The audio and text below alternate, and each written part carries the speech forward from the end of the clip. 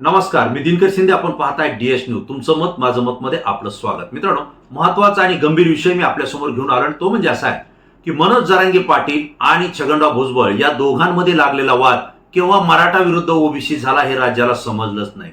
आणि या दोघांचा आणि दोन समुदायाचा वाद सुरू असताना आता नवीन एक वाद सुरू झालाय आणि तो म्हणजे सरकार विरुद्ध सरकार. होय, म्हणजेच मुख्यमंत्री देवेंद्र फडणवीस विरुद्ध मंत्री असलेल्या छगन भुजबळांचा. आणि या दोघांमधला वाद अतिशय टोकाला गेलाय आणि तो पेटलाय सुद्धा. त्याचं कारणही असं आहे की मनोज जरांगे पाटलांनी मुंबईमध्ये ज्यावेळेस आंदोलन केलं, ह्या आंदोलनामध्ये राज्य सरकारनं एक GR दिलेला आहे, एक अध्यादेश काढलेला आहे. आणि तो अध्यादेश मराठा समाजाच्या नोंदी शोधून हैदराबाद गॅजेट प्रमाणे त्यांना नियमात बसवून त्यांना ओबीसी प्रवर्गामध्ये आणणं किंवा कुणबीच्या नोंदी शोधणं या संदर्भातला तो GR आहे. तो GR संपूर्ण राज्यभर गाजतोय आणि याच GRच्या बाबतीत अनेकांमध्ये संभ्रम सुद्धा निर्माण झालेला आहे. काही ओबीसी नेत्यांमध्ये संभ्रम आहे, काही मराठा नेत्यांमध्ये संभ्रम आहे आणि याही पुढे जाऊन राज्य सरकारच्या मंत्रिमंडळामध्ये सुद्धा या संदर्भात संभ्रम आहे. देवेंद्र फडणवीस यांनी हा GR काढलेला आहे कारण ते राज्याचे मुख्यमंत्री आहेत आणि त्यांनीच ज्यावेळेस जरांगे पाटील मुंबईमध्ये आंदोलनाला बसले होते त्यावेळेस कोट्यवधी समाज मुंबईत आला. त्याच वेळेस त्यांनी मराठा उपसमिती म्हणजे मंत्रिमंडळाची मराठा आरक्षणाच्या संदर्भात काम करणारी उपसमिती जी आहे तडकाफडकी तिची बदल केला आणि यामध्ये चंद्रकांत दादा पाटील यांचं अध्यक्षपद काढून घेऊन त्यांच्या जागी राधाकृष्ण विखे पाटील यांना ते पद दिलं आणि या जरांगे पाटलांच्या सोबत बैठका घेऊन त्यांना तो GR काढण्याच्या संदर्भात मार्गदर्शन केलं आणि देवेंद्र फडणवीस सरकारनं तो GR काढला. त्याच वेळी दुसऱ्या बाजूला नागपूर या ठिकाणी ओबीसीचे नेते हे त्या ठिकाणी आंदोलन करत होते, धनगर समाज बांधव आंदोलन करत होते आणि त्याच वेळी त्यांच्या सुद्धा काही मागण्या होत्या. त्या मागण्या मान्य करण्याच्या संदर्भात पुन्हा एकदा मंत्रिमंडळाची ओबीसी उपसमिती जी आहे या उपसमितीमध्ये देवेंद्र फडणवीस यांनी तात्काळ बदल केला आणि छगनराव भुजबळ यांचं अध्यक्षपद काढून घेतलं आणि त्या ठिकाणी भारतीय जनता पार्टीचे प्रदेशाध्यक्ष आणि मंत्री असलेले चंद्रशेखर बावनकुळे यांची तात्काळ नियुक्ती केली आणि त्या उपसमितीला त्या ओबीसी आंदोलनकर्त्यांचा प्रश्न मार्गी लावण्यासाठी नागपूरला पाठवलं आणि त्यांचंही आंदोलन त्या ठिकाणी सोडवलं. एकाच वेळी मुख्यमंत्री देवेंद्र फडणवीस यांनी मराठा उपसमिती आणि ओबीसी उपसमिती या दोन्ही उपसमित्यांचे अध्यक्ष बदलले आणि दोन्हीचेही आंदोलन होते या ठिकाणी थांबवण्याचं काम हे एकाच वेळी राज्यामध्ये केलं. परंतु झालंय असं की दोन उपसमित्या होत असताना मंत्रिमंडळामध्ये सुद्धा दोन भाग झालेले आहेत. एक मराठा उपसमितीचे मंत्री जे मराठा समाजाचे बहुतांश आहेत, मात्र त्यात ओबीसी मंत्री सुद्धा आहेत. मात्र दुसरीकडे ओबीसी उपसमिती आहे, यामध्ये मात्र सगळे मंत्री हे ओबीसी आहेत आणि या दोन्ही समित्यांमध्ये वाद लागलेला आहे. छगन भुजबळ हे म्हणतात की राधाकृष्ण विखे पाटील यांच्या समितीला जरांगे पाटलांना GR काढण्याच्या संदर्भातला अधिकार नाही आणि मराठा समाजाला कुणबी आणि ओबीसीच्या नोंदी कशा शोधायच्या आणि ओबीसी प्रवर्ग कसा आणायचं हा अधिकारच नाही असं म्हणत त्यांनी थेट मराठा उपसमितीवर म्हणजे मंत्रिमंडळाच्या उपसमितीवर आक्षेप घेतलेला आहे. त्याच वेळी मराठा उपसमितीचे अध्यक्ष असलेले राधाकृष्ण विखे पाटील यांनी स्पष्टपणे छगनराव भुजबळ यांनी जी मागणी केली होती की हा GR मध्ये दुरुस्ती करा किंवा तो रद्द करा, याला तात्काळ खोड घातलेली आहे, त्यांना खोडून काढलेलं आहे आणि स्पष्ट सांगितले या GR थांबवायचीही गरज नाही, याच्या दुरुस्तीचीही गरज नाही. छगनराव भुजबळ यांना आम्ही समजावून सांगू आणि त्यांचा जो गैरसमज आहे तो आम्ही काढू, मात्र GR बदलण्याची गरज नाहीये. म्हणजेच या दोन्ही मंत्रिमंडळाच्या समित्यामध्ये या ठिकाणी वाद निर्माण झालाय. दुसरीकडे ओबीसी मंत्रिमंडळाची जी उपसमिती होती यामध्ये संजय राठोड हे मंत्री आहेत. त्यांनी तर मंत्रिमंडळात सांगितलं जे की छगनराव भुजबळ सांगत होते की हैदराबाद गॅजेटच्या संदर्भातला GR रद्द करा, हैदराबाद गॅजेटही या ठिकाणी लागू करण्याची गरज नाही. त्याच बैठकीमध्ये संजय राठोड सांगत होते की हैदराबाद गॅजेट लागू करणं गरजेचं आहे कारण या हैदराबाद गॅजेटमध्ये बंजारा समाज हा ST प्रवर्गात येतो आणि बंजारा समाजाची ST प्रवर्गात आरक्षणाची अनेक वर्षापासूनची मागणी ती या ठिकाणी पूर्ण होईल. म्हणजे तिथंही पुन्हा मतभेद. म्हणजे मुख्यमंत्री असलेल्या देवेंद्र फडणवीसांनी मंत्रिमंडळामध्ये या दोन कमिट्या नेमून जो काही मतभेद निर्माण केला आहे म्हणजे जरांगे पाटील विरुद्ध भुजबळ हा वाद वेगळा, ओबीसी विरुद्ध मराठा हा वाद वेगळा, मराठा उपसमिती मंत्रिमंडळाची आणि ओबीसी उपसमिती मंत्रिमंडळाची या दोघांचाही वाद वेगळा, त्यातच पुन्हा ओबीसी आणि बंजारा समाजाच्या ST आरक्षणाचा हा वाद वेगळा. हे सगळं घडत असताना यातून सरकार विरुद्ध सरकार हाही वाद आता निर्माण झालाय आणि हा गंभीर स्वरूप या ठिकाणी घेतोय.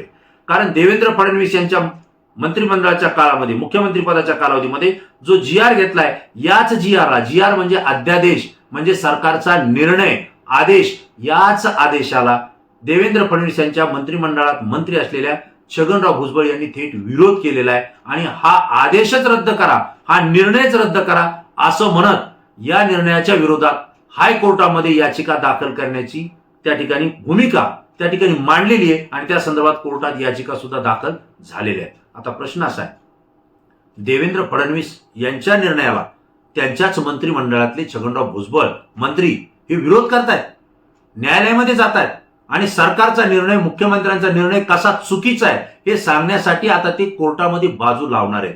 असं कधी होतं की जिल्हाधिकाऱ्यांनी एखादा आदेश काढलाय, एखादा आदेश दिलाय आणि आदेश दिल्यानंतर त्यांच्याच कार्यालयातला एखादा कर्मचारी जिल्हाधिकाऱ्यांच्या आदेशाला न्यायालयात जातो किंवा त्यांच्याच अंडरमध्ये असलेला किंवा खालच्या पदावर असलेला तहसीलदार हा जिल्हाधिकारी म्हणजे सरकारने दिलेल्या निर्णयाच्या विरोधात न्यायालयीन प्रक्रियेमध्ये जातो. हे तरी एक प्रशासकीय भाग आहे, परंतु इथं मंत्रिमंडळ आहे, मंत्री आहेत, मुख्यमंत्री आहेत, जे राज्याचे प्रथम नागरिक आणि राज्याचा कारभार पाहणारे आहेत, त्यांच्याच निर्णयाला त्यांचाच मंत्री चॅलेंज करतोय, रस्त्यावरही करतोय आणि कोर्टावरही करतोय. हे शक्य वाटतंय का?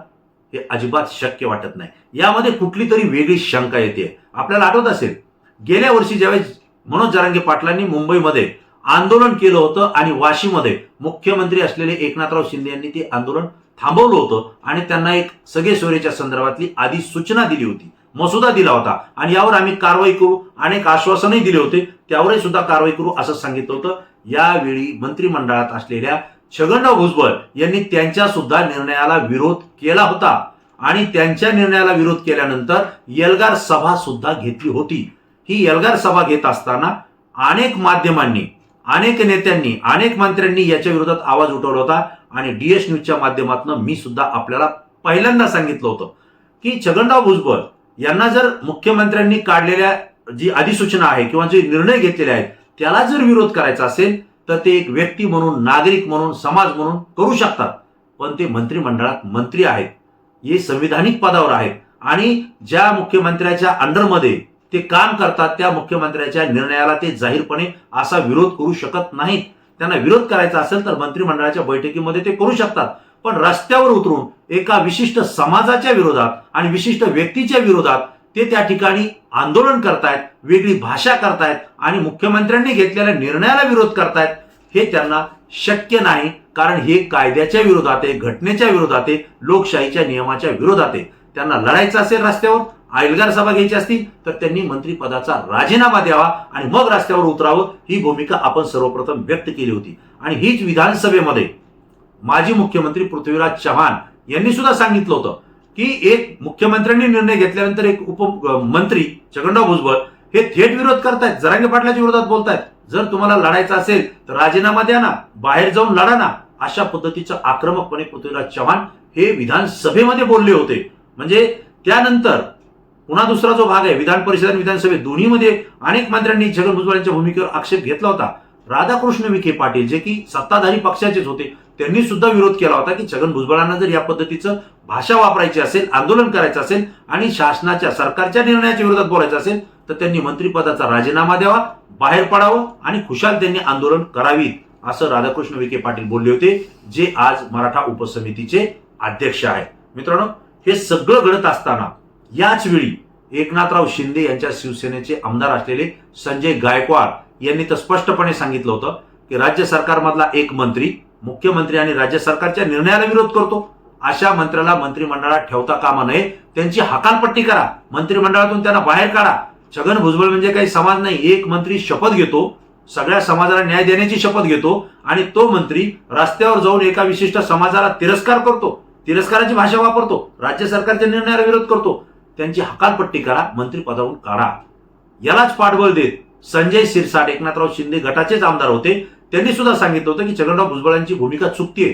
त्यांना जर सरकारच्या भूमिकेविषयी काही बोलायचं असेल तर ते मंत्रिमंडळात आहेत, त्यांनी मंत्रिमंडळाच्या बैठकीमध्ये आपलं मत मांडलं पाहिजे, तिथं विरोध दर्शवला पाहिजे, बाहेर येऊन नाही, असंही त्यांनी सांगितलं. जर असं होत असेल तर मग त्यांचा राजीनामा घेतला तरी काही वेगळं वाटू देऊ नका. या दोन्ही प्रतिक्रिया अत्यंत बोलक्या आणि महत्वाच्या होत्या, कारण आता पुन्हा एकदा मुख्यमंत्री देवेंद्र फडणवीस यांनी जी आर काढलेला आहे. मराठा आरक्षणाच्या संदर्भात भूमिका ठोसपणे त्या ठिकाणी घेतली आहे. हैदराबाद गॅजेटच्या संदर्भात त्यांनी भूमिका घेतली आहे, परंतु त्याला मंत्री असलेले छगनराव भुजबळ विरोध करतायत. रस्त्यावरही आंदोलनाची भाषा करतायत. एवढंच नाही तर हा GR जर रद्द केला नाही तर राज्यामध्ये अराजकता माजू शकते असा स्पष्ट इशारा त्यांनी दिलेला आहे. एक मंत्री आपल्याच आपल्याच म्हणजे शासनाला, आपल्याच सरकारला, आपल्याच मुख्यमंत्र्यांना इशारा देतोय की हा जर GR रद्द नाही केला तर राज्यात अराजकता माजू शकते. म्हणजे काय, कशाची धमकी आहे? आणि असं असताना सुद्धा ते मंत्रिमंडळात आहेत जिथं देवेंद्र फडणवीसांचं सरकार हे मजबूत आहे. त्यांचे भारतीय जनता पार्टीचेच आमदार भरपूर आहेत. एकनाथराव शिंदे आणि अजितदादा पवार या दोघांची मिळून एवढी मोठी संख्या आहे की विरोधकांनी कितीही विरोध केला तर सरकारला थोडाही धक्का लागणार नाही. मग अशा वेळेला छगनराव भुजबळ मंत्री असताना जर असे विरोध करत असतील आणि देवेंद्र फडणवीस यांच्याच निर्णयाला विरोध करत असतील तर देवेंद्र फडणवीस त्यांना मंत्रिपदावरून का पाठवत नाहीये, का हलवत नाहीयेत, का त्यांची मंत्रिपदातून हकालपट्टी करत नाहीयेत, हा प्रश्न या ठिकाणी उपस्थित होतोय. हाच प्रश्न छगनराव भुजबळ यांना ज्यावेळेस माध्यमांनी विचारला, पत्रकारांनी विचारला की तुम्ही आता समाजासाठी आक्रमक होतायत, समाजाची भूमिका लावून धरतायत, मग तुम्ही मंत्रिपदाचा राजीनामा देणार आहेत का? कारण तुम्ही घटनात्मक पदावर आहात, संविधानिक पदावर आहात, तुम्ही हे पद सोडून आंदोलन समाजासाठी करणार का, रस्त्यावर उतरणार का? त्यावेळेस त्यांनी त्या प्रश्नाला खोडा घातला आणि सांगितलं की हा प्रश्न माझा नाही, मुख्यमंत्री आणि उपमुख्यमंत्र्यांनी तो काय तो निर्णय घ्यावा, मी राजीनामा देणार नाही. पहिल्यांदा छगनराव भुजबळ यांनी स्पष्टपणे सांगितलंय की समाजाच्या या प्रश्नावर किंवा या GRच्या संदर्भात आंदोलन होतील, सगळ्या भूमिका मी मांडेल, विरोधही करेल, पण मी राजीनामा देणार नाही. माझ्या राजीनाम्याच्या संदर्भात निर्णय हा मुख्यमंत्री आणि उपमुख्यमंत्री घेतील, त्याच्याशी मला घेणं देणं नाही. आणि हे बोलत असताना त्यांनी सांगितलं की गेल्या वेळी म्हणजे गेल्या वर्षी ज्यावेळेस मी एल्गार सभा घेतली होती त्यावेळेस मी माझ्या मंत्रिपदाचा राजीनामा मुख्यमंत्री उपमुख्यमंत्री यांच्याकडे दिला होता, त्यांनी तो मंजूर केला नाही, परंतु मी माझ्या भूमिकेवर ठाम राहिलो. आताही छगनराव भुजबळ हे राजीनामा देतील असं वाटत नाही. काही लोक म्हणतात की छगनराव भुजबळ यांनी त्यांचे पक्षाचे अध्यक्ष आणि मुख्यमंत्री यांच्याकडे राजीनामा दिलेला आहे असं म्हणतात, परंतु मला ते शक्य वाटत नाही. कारण एकदा मंत्रिपद गेल्यानंतर ते मिळत नाही याचा अनुभव छगनराव भुजबळ यांनी घेतलेला आहे. त्यांना या मंत्रिमंडळामध्ये येताना किती अपमान सहन करावा लागला, किती वेळ थांबावं लागलं आणि कशा पद्धतीनं मंत्रिमंडळात त्यांची एंट्री झाली हे संपूर्ण महाराष्ट्राला माहिती आहे. आणि दुसरा भाग असा आहे की अजित पवार यांच्या पक्षाचे जरी छगन भुजबळ असले तरी अजित पवारांनी त्यांना मंत्रिमंडळात मंत्रिपद दिलेलं नाही, ही राज्यभरात चर्चा आहे. कारण पहिल्याच मंत्रिमंडळामध्ये त्यांचं नाव नव्हतं. भारतीय जनता पार्टीनं आणि देवेंद्र फडणवीस यांनी छगनराव भुजबळ यांना मंत्रिमंडळात समावेश करून घ्या हे सांगून त्यांना मंत्रिमंडळात घेतलं आणि त्यांना त्या ठिकाणी शपथ दिलेली आहे. ही सुद्धा राजकीय विश्लेषकांमध्ये किंवा जाणकारांमध्ये चर्चा आणि महाराष्ट्राला सुद्धा माहिती आहे. मग जर भारतीय जनता पार्टीनं छगन भुजबळ यांना मंत्रिपदाची संधी जर दिली असेल आणि मंत्रिपदावर घेतला असेल तर तेच मंत्री देवेंद्र फडणवीस यांच्या निर्णयाच्या विरोधात कोर्टात कसे जाऊ शकतात, रस्त्यावरची भाषा कशी करू शकतात आणि राज्यात अराजकता माजू शकते असं कसं बोलू शकतात? याचा अर्थ असा निघतोय की एकतर मुख्यमंत्री आणि उपमुख्यमंत्री दोन्ही यांच्यात छगन भुजबळ यांचा राजीनामा घेण्याची धमक नाही, हिंमत नाही, किंवा त्यांनाच वाटतंय की छगनराव भुजबळ यांनी ओबीसीची बाजू धरून आंदोलन करावं, लढावं आणि राज्यामध्ये मराठा विरुद्ध ओबीसी हा वाद उभा करावा आणि स्थानिक स्वराज्य संस्थेच्या निवडणुकीमध्ये दोन्ही समाजाचा महायुतीला फायदा करून घ्यावा. कदाचित याच भूमिकेतनं ही सगळी घटना घडत असावी असं वाटतंय. कारण मुख्यमंत्री देवेंद्र फडणवीस आणि मंत्री छगनराव भुजबळ यांचा जो वाद आहे तो टोकाला गेलेला आहे, तो पेटलेला आहे आणि त्यामुळं याच्यातून एक वेगळी शंका निर्माण होते की देवेंद्र फडणवीस आपल्या मंत्रिमंडळातल्या विरोध करणाऱ्या मंत्र्याचा राजीनामा घेऊ शकत नाही, की जाणीवपूर्वक की त्यांना समाजात या पद्धतीचं बोलायला मोकळीक दिलेली आहे आणि आपली राजकीय जी काही पोळी म्हणतो आपण राजकारणामध्ये ती पोळी भाजण्याचा प्रयत्न महायुतीतले हे सत्ताधारी या स्थानिक स्वराज्य संस्थेच्या निवडणुकीमध्ये करू पाहतायत का, असा सुद्धा प्रश्न आणि शंका मनामध्ये उपस्थित होते. मित्रांनो, तुम्हाला काय वाटतंय की देवेंद्र फडणवीस विरुद्ध छगनराव भुजबळ हा वाद पेटलाय का? या ठिकाणी छगनराव भुजबळ यांचं मंत्रिपद घेण्याची हिंमत मुख्यमंत्री आणि दोन्ही उपमुख्यमंत्र्यांमध्ये नाहीये का? का दोन्हीही मुख्यमंत्री आणि उपमुख्यमंत्र्यांनी छगनराव भुजबळ यांना रान मोकळं करून दिलंय की जेणेकरून मराठा आणि ओबीसी वाद निर्माण व्हावा? तुम्हाला काय वाटतंय की छगनराव भुजबळांनी राजीनामा देऊन ठेवला असेल का? या सगळ्या प्रश्नांची उत्तरं तुमच्याकडून मला पाहिजेत. तुमची प्रतिक्रिया संपूर्ण महाराष्ट्र पाहतो, ती अत्यंत अभ्यासू असते म्हणून आमच्यासाठी महत्वाची असते. मित्रांनो, DS न्यूज सत्य माहिती रोखोक आणि परखडपणे तुमच्यापर्यंत घेऊन येते. ही माहिती आणि व्हिडिओ जर आपल्याला आवडत असतील तर जास्तीत जास्त मित्रांना शेअर करा आणि DS न्यूजला सबस्क्राईब केलं नसेल तर सबस्क्राईब करा आणि कायमचे एकमेकांच्या संपर्कात राहा. पुन्हा नवीन विषय नवीन माहिती घेऊन आपल्या समोर येईल. तोपर्यंत धन्यवाद.